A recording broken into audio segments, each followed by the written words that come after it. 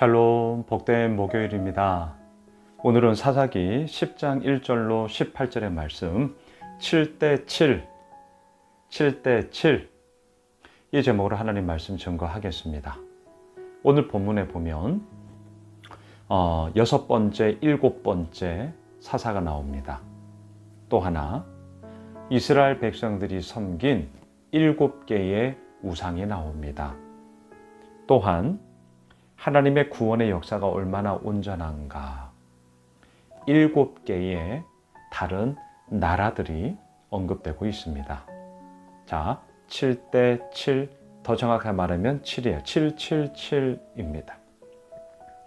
이것을 통해서 하나님께서 우리에게 무엇을 말씀하시려고 하는가 같이 한번 보시죠.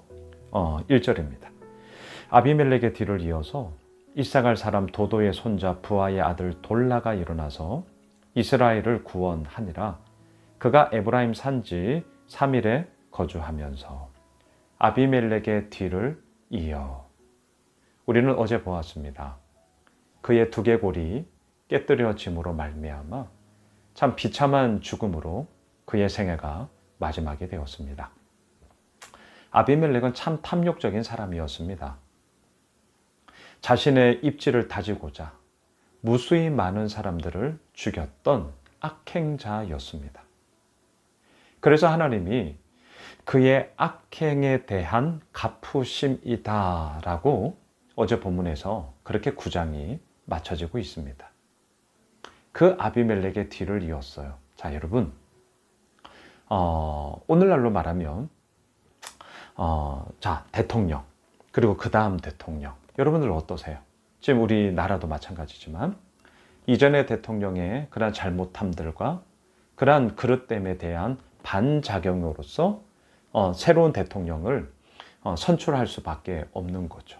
이게 반작용, 작용 뭐 이런 거잖아요. 아비멜렉 너무나 탐욕적이었고 너무나 이기적이었습니다. 그러니까 그 반작용의 모습으로서 다른 사람을 이제 세우게 되는 거겠죠. 물론 오늘 본문에서는 그 뒤를 이은 사사 돌라가 어떠한 사람인가에 대해서는 우리가 잘 모릅니다. 그럼에도 불구하고 너무나도 중요한 한 단어가 있어요. 그게 뭐냐? 돌라가 일어나서입니다. 일어나서. 돌라는 지금 6대 사사예요. 자, 사사 한번 정리해 볼까요?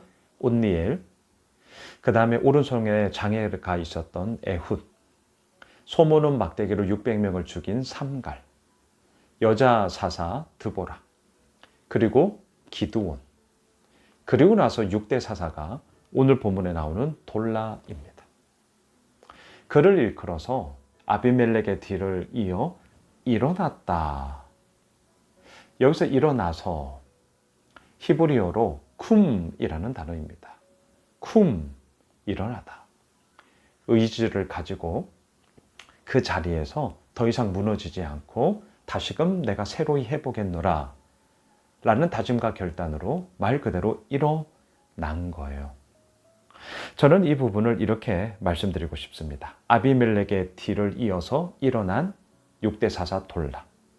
아비멜렉의 잔인한 폭력과 압제에 대한 저항.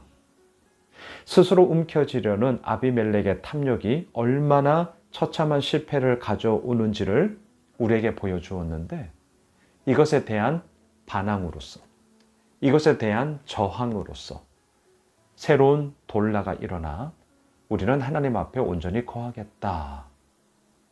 바로 그 6대 사사 돌라, 쿰, 일어나다. 이걸 지금 우리들에게 보여주고 있는 것이죠. 더 나아가 7대 사사를 보시죠. 3절입니다. 그 후에 길르앗 사람 야일이 일어나서 22년 동안 이스라엘의 사사가 되니라. 자, 7대 사사가 야일이에요. 그런데 이 야일의 모습은 사실 흔쾌하지 않습니다. 4절입니다. 그에게 아들 30명이 있어 어린 낙이 30을 탔고 성읍 30을 가졌는데 그 성읍들은 길르앗 땅에 있고 오늘까지 하봇 야일이라 부르더라. 아들 30명이 어린 낙이 한 마리씩을 타고 다녔다는 거예요. 오늘날로 말하면 이 어린 나귀는 아주 값비싼 외제차, 아주 값비싼 외제차 이렇게 표현할 수 있을 겁니다. 나귀는 힘있고, 그러니까 전쟁터에서 쓰는 게 아니에요. 전쟁터에서는 말을 타고 다니겠죠. 나귀는 과시용입니다. 전쟁터에서 쓰는 게 아니에요. 일상 가운데 평상시에 자기를 과시하고자 하는 그러한 모습으로서 나귀를 탔습니다. 오늘날로 말하면 값비싼 외제 승용차를 타고 내가 이 정도쯤이야 라고 과시를 했다는 거예요. 되게 불편하죠. 그리고 하봇 야일, 여호수아 13장 30절에 보면 이 하봇 야일은 60개의 성읍으로 되어져 있어요. 근데 그 중에 30명의 아들이 30개 각각의 성읍을 다스렸으니까 그 60개 가운데 반을 자기 아들들이 다스리게 했다. 되게 좀 불편한 얘기죠. 자, 이처럼 6번째 사사, 7번째 사사가 이렇게 나왔어요. 그런데 그 사사들을 통해서 점점 더 이스라엘은 나아져야 되고 견고히 세워져야 함에도 불구하고 그러하지 않았습니다. 그 모습이 6절입니다. 이스라엘 자손이 다시 여호와의 목전에 악을 행하여. 자, 그 다음부터 나오는 우상들의 숫자를 잘 세어보세요. 바알들, 아스다롯, 아람의 신들, 시돈의 신들, 모압의 신들, 암몬 자손의 신들, 블레셋 사람들의 신들을 섬기고 여호와를 버리고 그를 섬기지 아니하므로. 자, 제가 오늘 말씀의 제목을 7대7. 지금 6절에서 7개의 우상들이 쫙 나열되고 있습니다. 어찌 된 것입니까?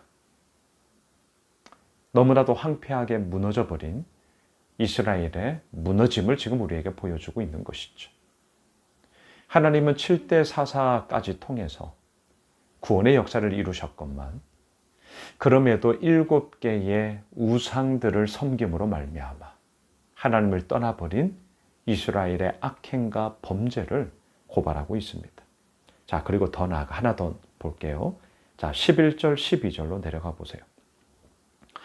여호와께서 이스라엘 자손에게 이르시되 내가 애굽 사람과 아모리 사람과 암몬 자손과 블레셋 사람들에게서 너를 구원하지 아니하였느냐? 더 나갈게요. 12절.